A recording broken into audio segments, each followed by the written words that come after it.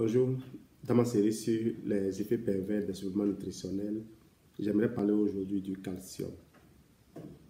Alors, vous entendrez beaucoup sur le calcium. Si vous avez le temps, lisez.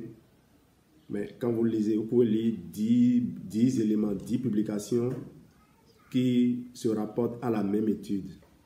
Donc, quand vous tombez sur un article, voyez si cet article ne se réfère pas à une même publication.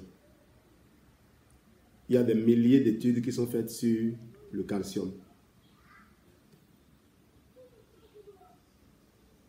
Les études sont commanditées par X ou par Y. Le calcium est un minéral à grands enjeux économiques.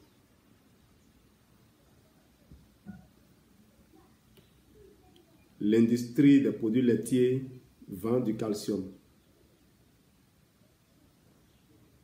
et se doit aussi de protéger son marché. De nombreux scientifiques, de nombreux chercheurs en sont arrivés à demander aux gens de ne pas consommer des produits laitiers parce que,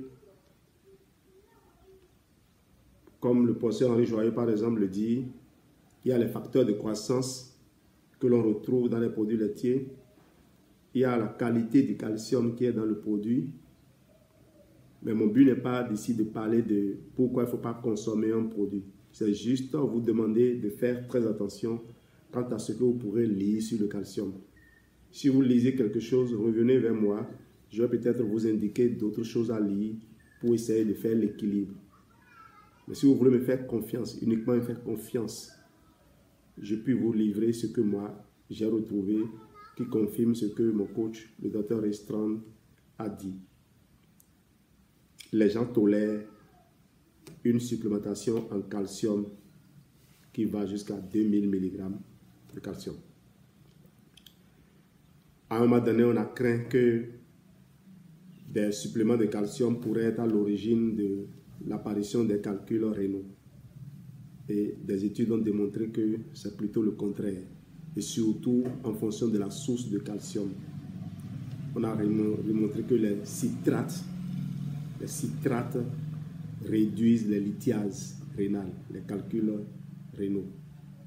Donc, la formulation de calcium de Forever sous forme de citrate de calcium, ce n'est pas un hasard.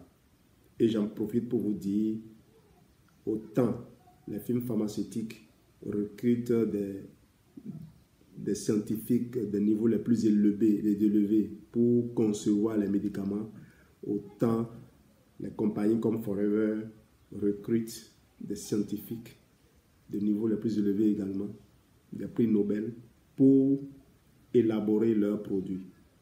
Ce n'est pas par hasard qu'une compagnie peut survivre 42 ans. Ce n'est pas par hasard qu'une compagnie peut maintenir les mêmes produits pendant des années. S'il y a un produit que Forever retire du marché, c'est parce que ce produit a été amélioré. Quand moi j'ai commencé Forever en 2008, j'ai commencé Forever le 25 juillet 2008, il y avait un produit, un pack qu'on appelle Forever Essential, où il y avait des minéraux et des gélules mis dans des sachets. Et vous prenez le sachet et vous consommez ce que vous avez à consommer pour la journée. Aujourd'hui, Forever a évolué. La plupart des minéraux se sont retrouvés dans un seul comprimé qu'on appelle Forever Daily. Et si vous voulez les gélules, les acides gras insaturés, vous avez de la Tixi. Et l'aloès vient complète, est déjà là, le soubassement pour tout ça. Donc faites confiance aux fabricants de suppléments nutritionnels.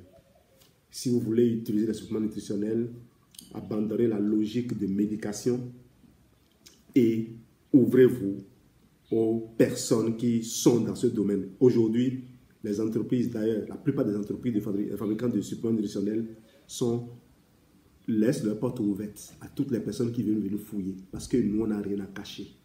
C'est pour ça qu'on s'applique à avoir toutes les certifications, y compris les certifications sur les procédés de fabrication.